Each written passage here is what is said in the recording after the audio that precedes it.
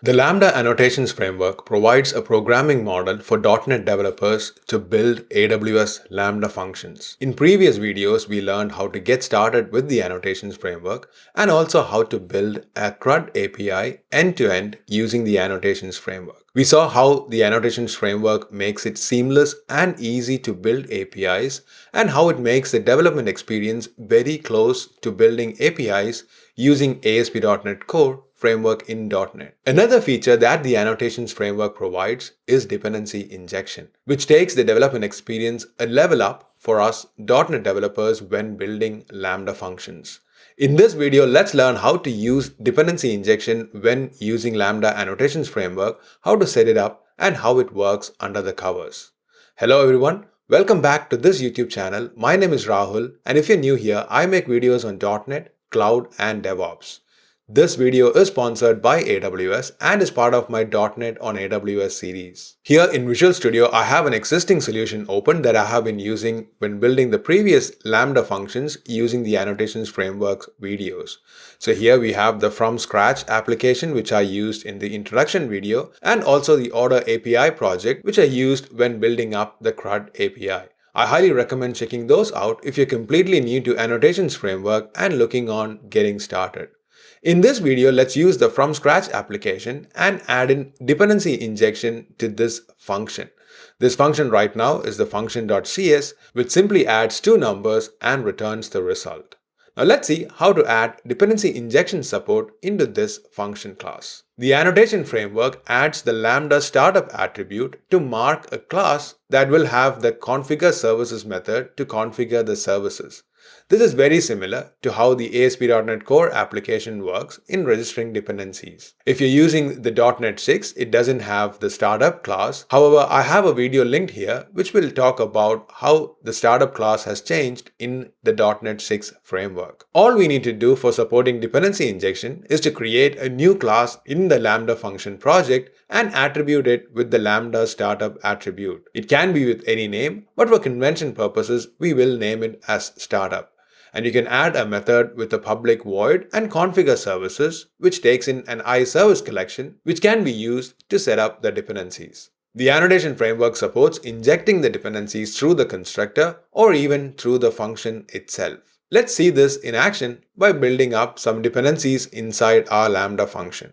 So let's switch back to Visual Studio. Let's add the new class inside the from scratch project and let's call this as Startup.cs. Now this naming is purely for convention. You can use any name as you want. So let's add this new class. Let's make sure to make this as public. And let's also attribute this with the Lambda startup attribute. So let's make sure to add that. And this now sets up the dependency injection for this Lambda function. Let's add a new method inside here, which is the public void configure services method, which is going to take the iService collection instance that we can use to set up dependency injection. So just use iService collection and take in the service collection as the parameter. Now this type is coming from a NuGet package. So let's use control dot and specify find this type on nuget.org. And you can see this is coming from the Microsoft extensions .dependency injection package. So let's install this to this particular project. Now once we have added, we can add the appropriate namespace to use for this iService collection. So let's import that and that's all set up. Now once we have the service collection, we can register our dependencies into this. So let's first create a new dependency class that we can use inside the function.cs. So let's create a new class.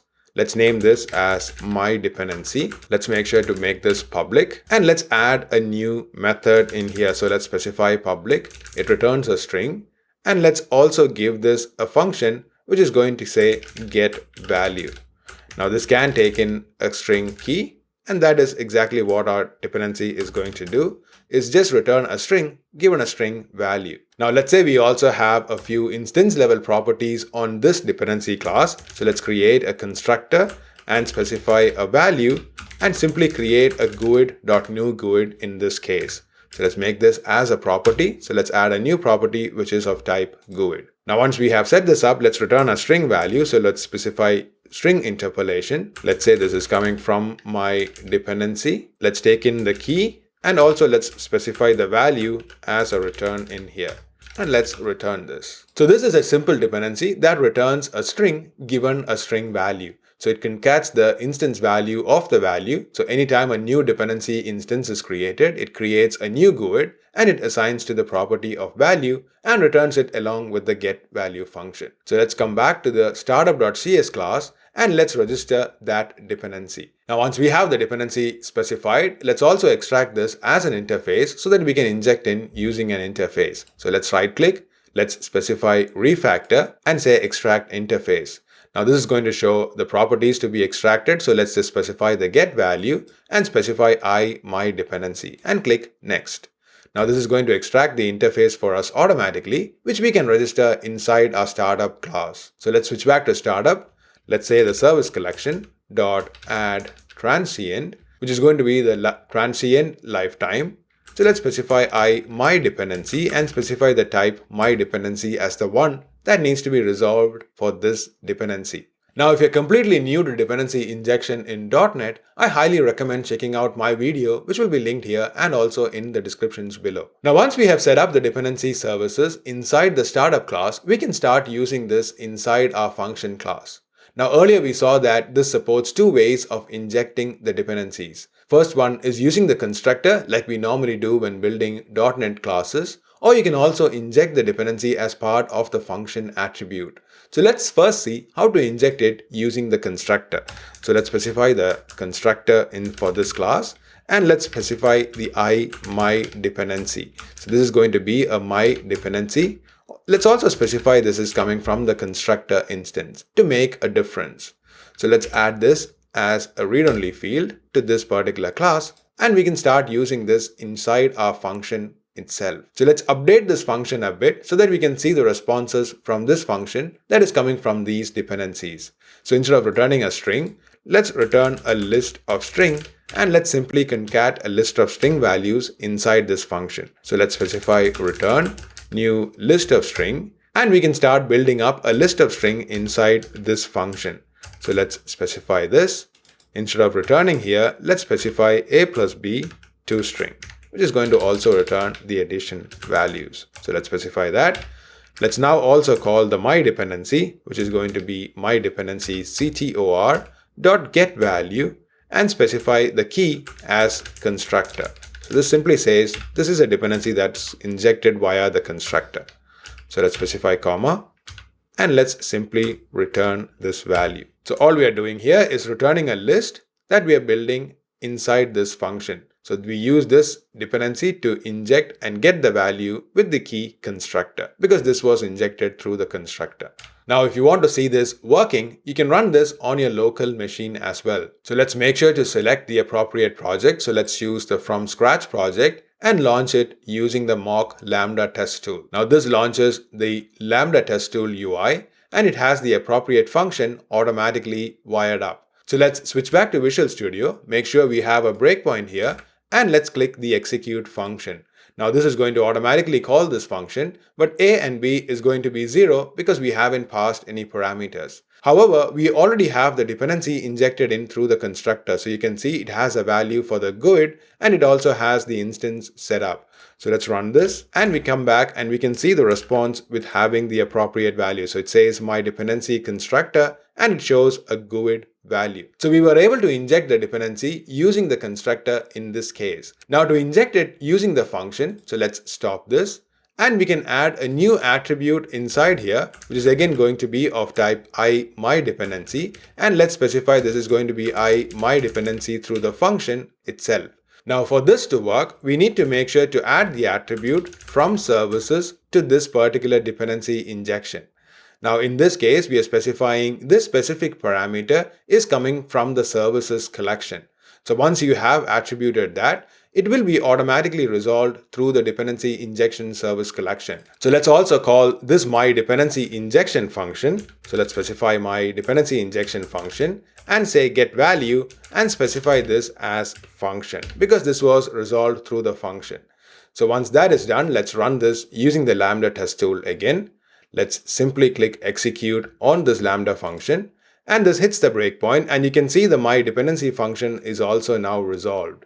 So in this case, you can see this also has the value. So let's specify F5, and this is going to return the value as expected inside our result. So here we have the myDependency constructor, and we also have the myDependency function. So both of these has the values coming in, which is going to dependency injected through the service collection. Now, as you can see, the GUID values for these are different, which means these are getting different instances for each of these dependencies. This is based on the service lifetimes that you use to register the dependency inside the container. Now, the service collection supports 3 different lifetimes, which is transient, scoped, and singleton. If you're completely new to this, I highly recommend checking out the video on dependency injection, which will be linked here and in the descriptions below. Now, on a high level, when you specify transient, you get a new service each time it is requested, which is what we are seeing in our case. When using scoped, it specifies the services are created once per the client request. And for singleton, it means there's only one singleton instance, which is either created the first time it's requested,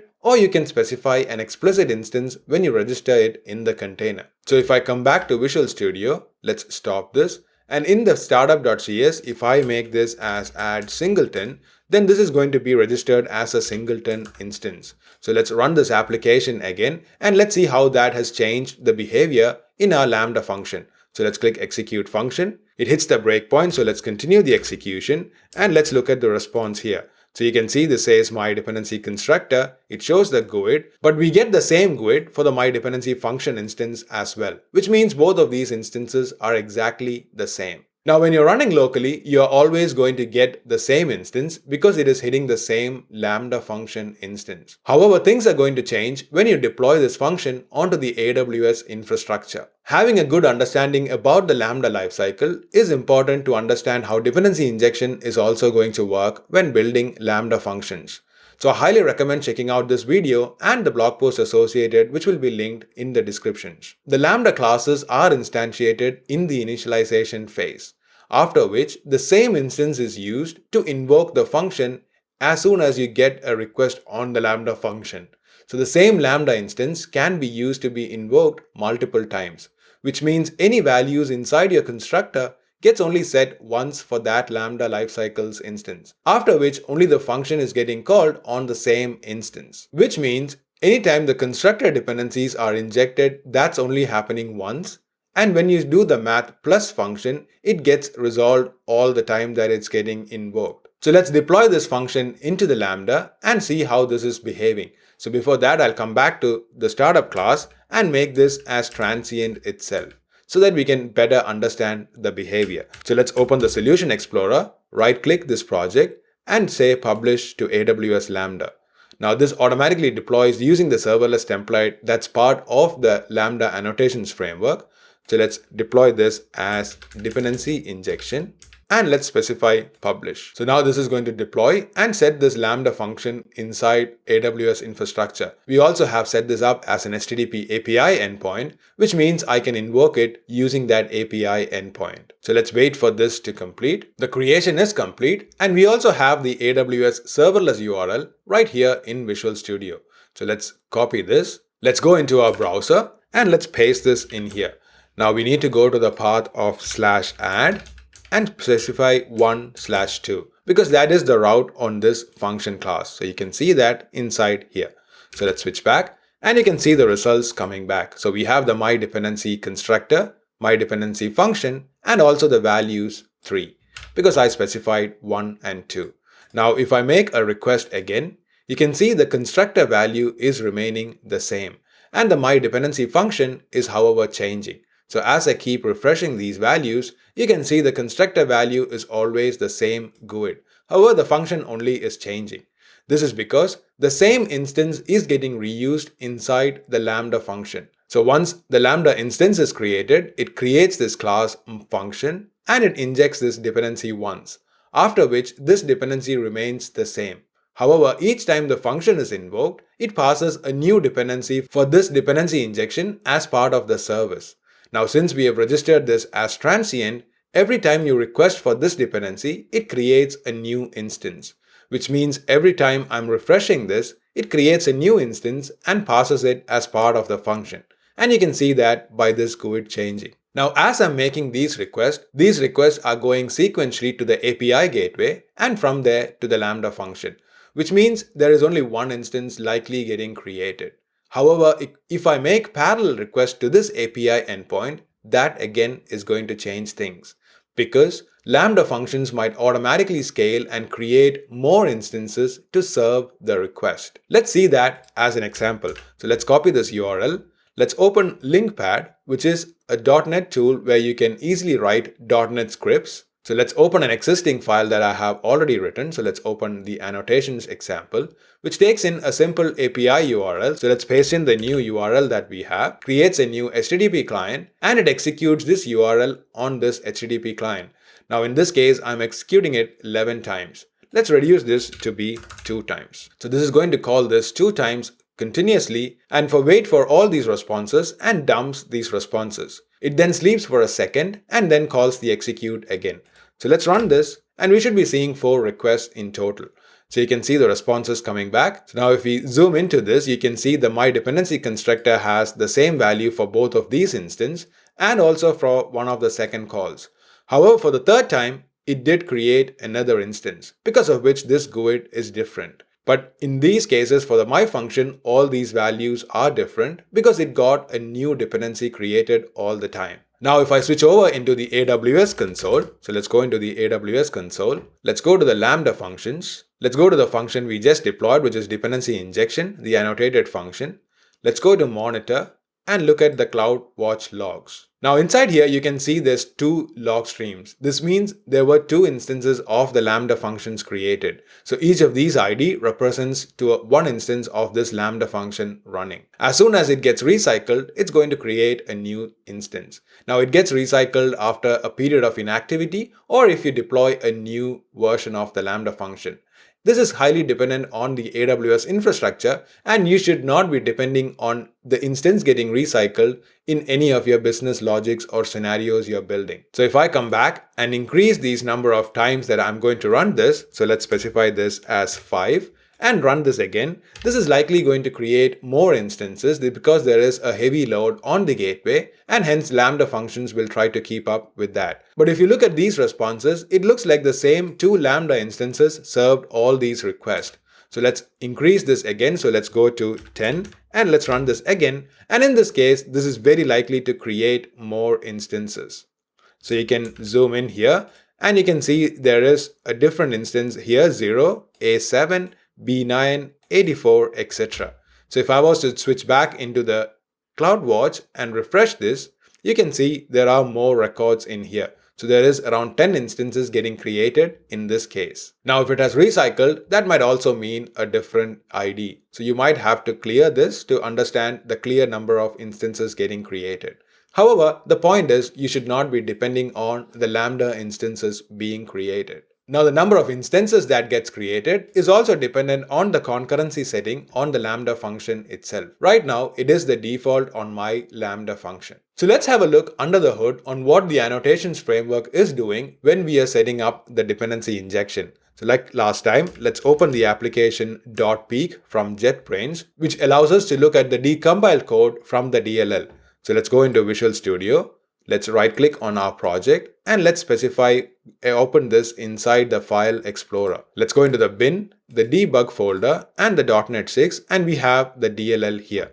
So let's drag and drop this into .NET Peek. So let's copy this DLL and drop this in here and let's expand this. Now inside here you can see the namespace and you can also see that my dependency and my dependency, the startup class and also the generated class.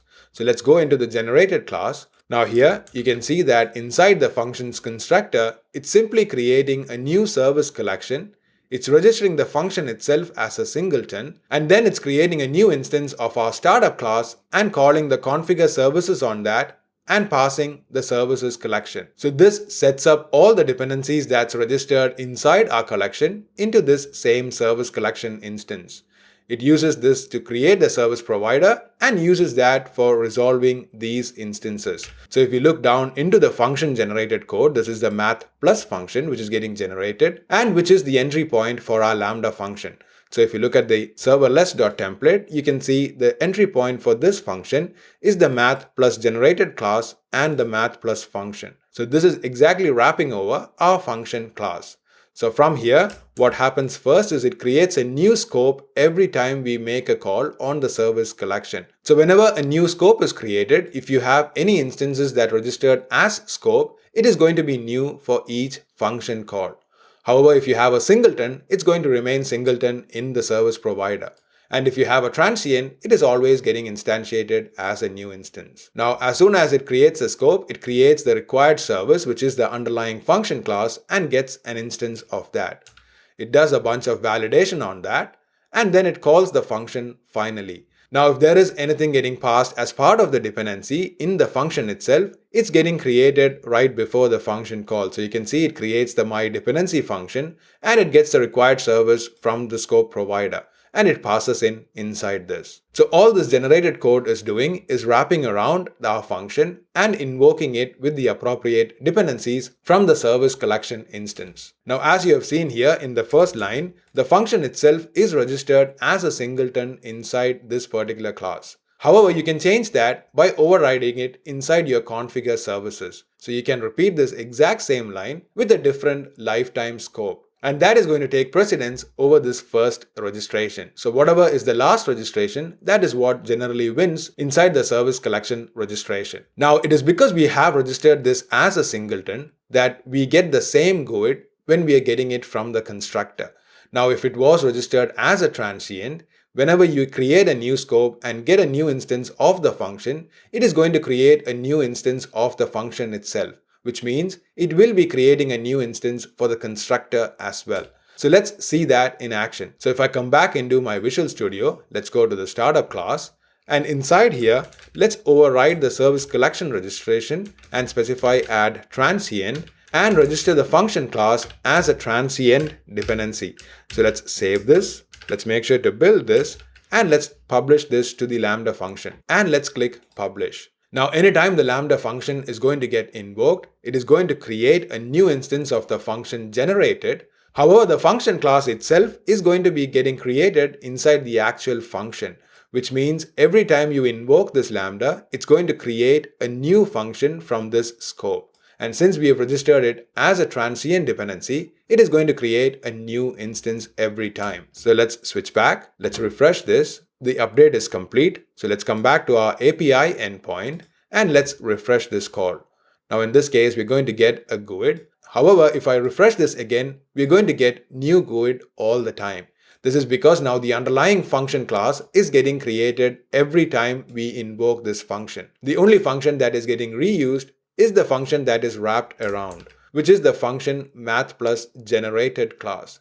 Because when you use annotations framework, this is the entry point, and this is what is getting reused inside the Lambda itself. Now, even if I go to the link pad and make this request, let's say with 5 of these, and let's run these, you're going to see different IDs for all these requests. There is no instances of the function class that is getting reused.